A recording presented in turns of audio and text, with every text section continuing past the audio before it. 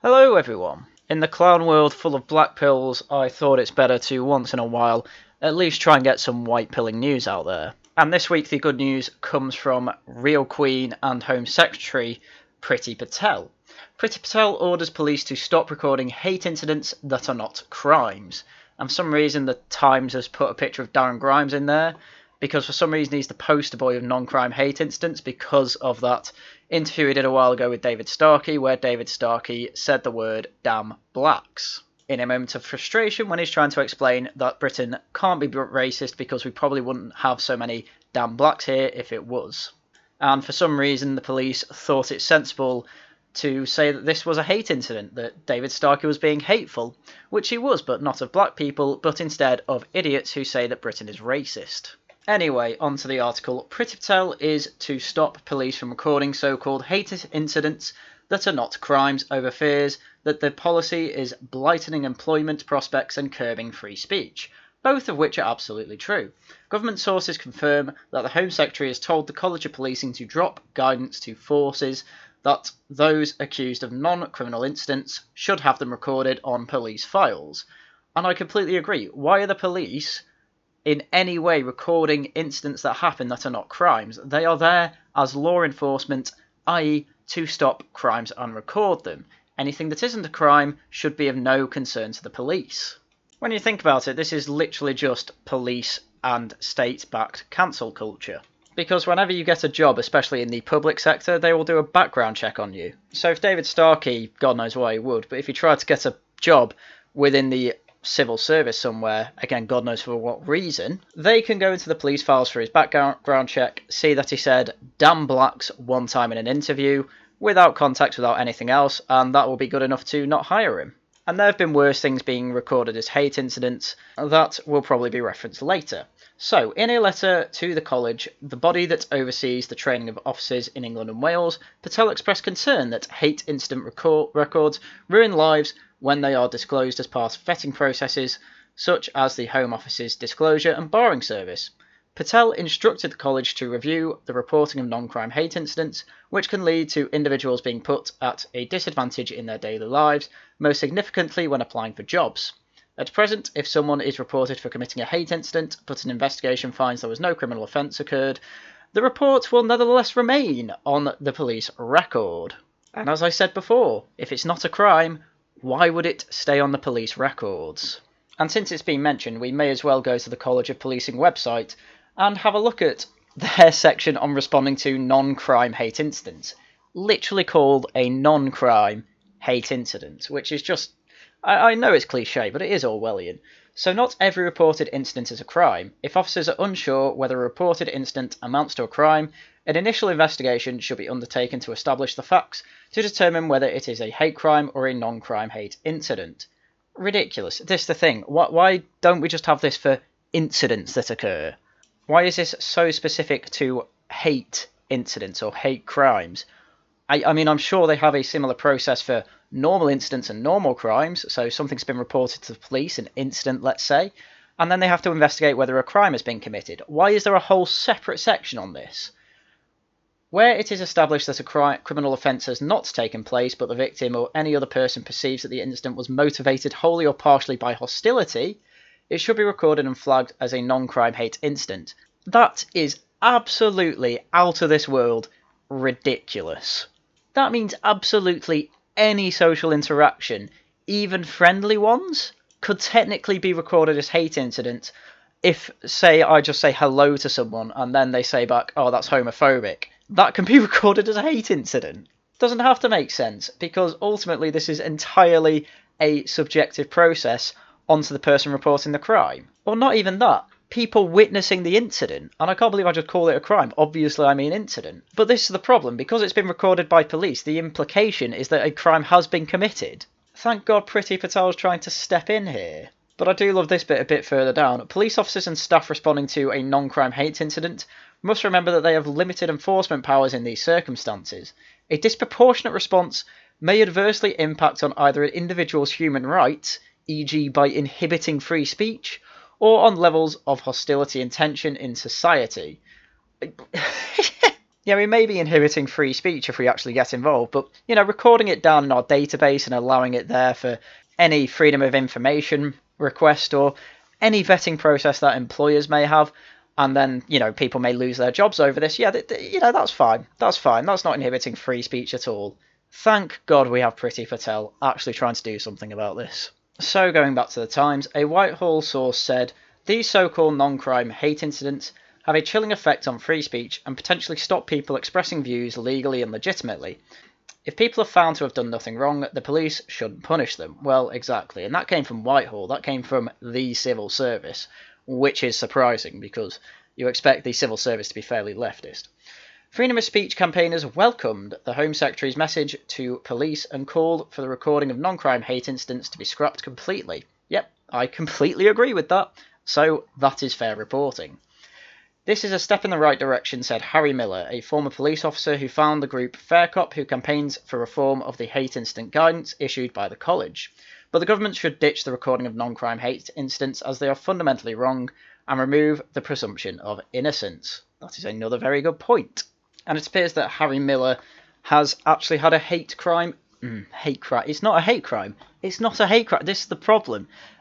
People are going to conflate them all the time. Because I'm getting confused recording this video, and I can cut these bits out, but I'm going to keep them in just so you know how easy it is to confuse the two words. And so people are going to conflate them all the time, and that's probably why people are going to get rejected for jobs over these types of things.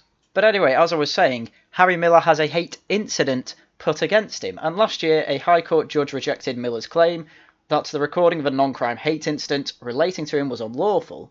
Miller has appealed, and the Court of Appeal ruling is expected this year. Well, hopefully the appeals is on his side. In submission to the appeal court, the College of Policing said the recording of hate incidents where actions fall short of the criminal threshold came as a result of a recommendation in the Stephen Lawrence Inquiry Report in 1999.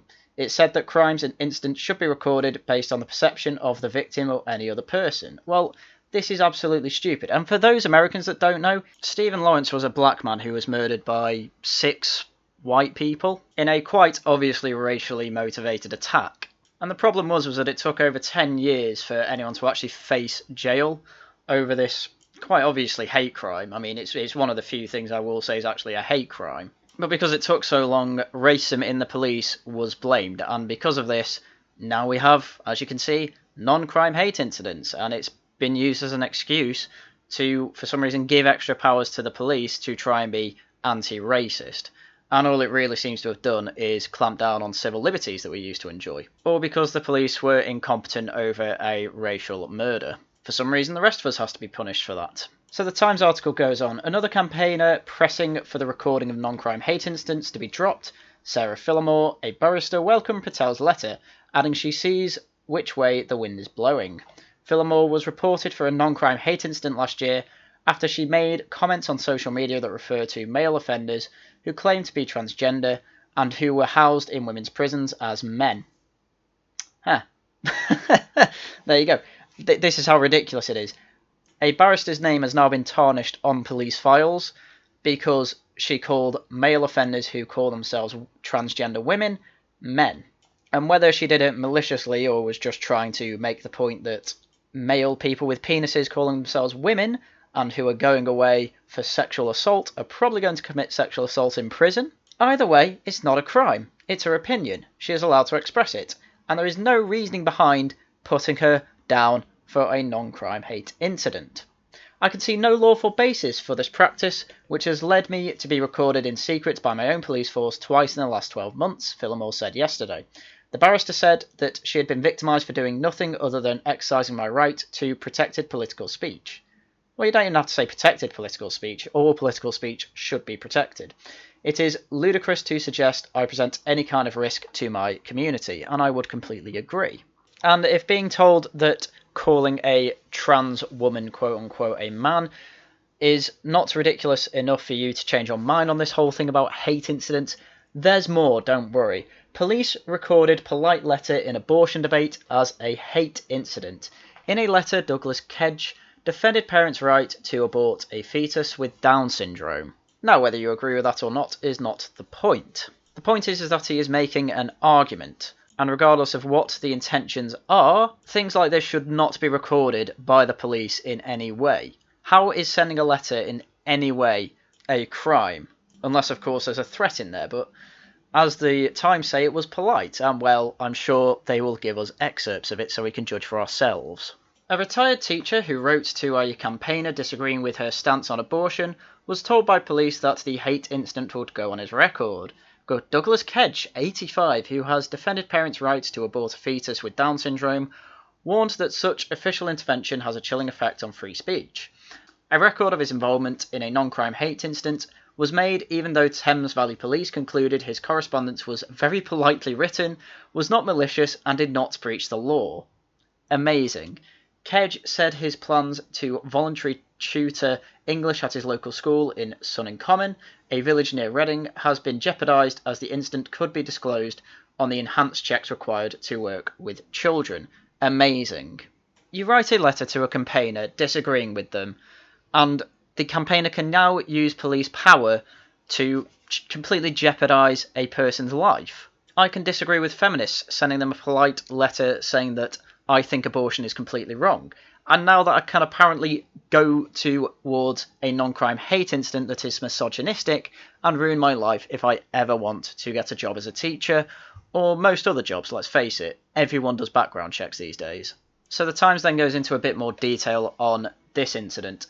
Kedge wrote a letter in November to a woman leading a public protest against an episode of Emmerdale in which a couple chose to abort their baby after it was diagnosed with Down syndrome. He said that he respected the feelings of those who regarded having a child with Down syndrome as a great privilege and joy. However, he added there were other perfectly decent people who, when an early diagnosis was given, took the view that they did not wish to cope with what could well be for them an appalling change in their lives. Now, personally, I think that's a very selfish view on the whole thing. But do I think it's a hateful comment? Absolutely not. And he absolutely should not have... the police just should not be involved in this at all. It is not a crime. It is not even hateful. And yet it is being recorded as a hate incident. He wrote, "You disgracefully suggest that the reason for the inclusion of this situation in the script is a deliberate attempt to perpetuate prejudice against Down syndrome children." He said the episode included another couple who rejoiced in their child with Downs. You know, perfectly legitimate opinion. I don't agree with everything he said, and I don't need to. But I can absolutely recognise that the police should not be involved in this, and yet they are. My God, things only get worse. Kedge, a former parish council chairman and school governor, received a phone call from a police officer after the letter was reported as a hate crime. The officer noted it was polite and respectful, but said it would be created in line with hate crime guidance. Kedge said that it seemed a sheer waste of police time, adding, "I've lived a fairly righteous life, so to end up with a police record is appalling. I was so shocked to receive the call from the officer, I presume they had got better things to do." As do most people, Kedge, as do most people. He said that he intended to volunteer at the local school where children had fallen behind because of the coronavirus pandemic, but was now concerned the incident would turn up on enhanced vetting checks by the Disclosure and Barring Service, so your criminal background check, basically. "I'm worried that I will have to explain to the school that I'm not a criminal," he said. "It is so serious if this can happen to anyone who writes a perfectly polite and reasonable letter disagreeing with someone else's point of view." Yeah, it's absolutely amazing, but this is the world we are in, Kedge. And this is just one example of over 120,000 in the past year of people who have not committed crimes but now essentially have a criminal record that could and probably will stop most of them from getting jobs. Because, I mean, at the lowest level they disagreed with someone, as you can see here, and at the highest level called someone a naughty word. And I've done loads of videos in the past of people being recorded for hate crime instances, such as Harry the Owl, who literally just liked a tweet that was considered transphobic. We had the banner flying over Bolton Stadium saying "White Lives Matter," and the airfield which it flew from had a complete ban on planes flying banners from that airfield. It was ridiculous. And as mentioned before, there are over 120,000 such cases. And that number should be zero because non-crime hate incidents should not even exist on police records. So as I've been saying, thank God Priti Patel seems to be trying to do something about this, and hopefully we get some more white pills on this issue. But for now, that's everything I had for you today. So, as usual, thank you very much for watching, and until next time, goodbye.